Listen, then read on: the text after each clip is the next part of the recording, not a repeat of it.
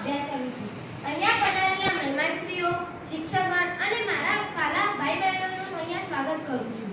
તો આજે મને મોટીદવ પ્રાથમિક શાળામાં વન્યજીવોનું સંરક્ષણ વિશે બોલવાનો મોકો મળે છે. તો ચાલો હું તમને તેના વિશે વાત કરું.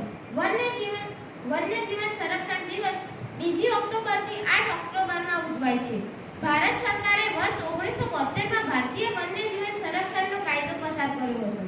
તો ચાલો હું વન્યજીવન संरक्षण विषय बात करूं. जंगल पर है सबका अधिकार, जंगल पर है सबका अधिकार, यह है पशु पंछियों का सुंदर संसार, यह है पशु पंछियों का सुंदर संसार. मनुष्यની જેમ પૃથ્વી પર પશુ પક્ષીઓનું જીવન પ્રકૃતિની દેન છે.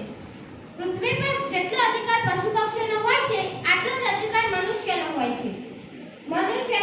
પરંતુ આજે મનુષ્ય પશુ પક્ષીઓના જીવન પર એક સંકટની જેમ મંડરાઈ રહી છે. તેઓ વનોનો નાશ કરી રહ્યો છે અને પશુ પક્ષીઓનું જીવન તેમના વનોમાંથી મળી રહે છે.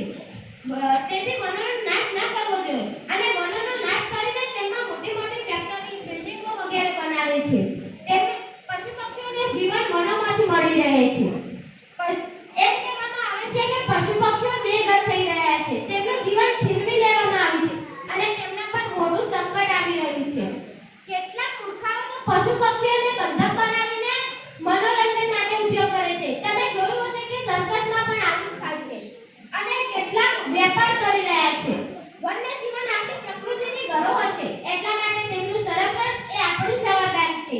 ભારત ભૂપૃષ્ઠ આબોહવા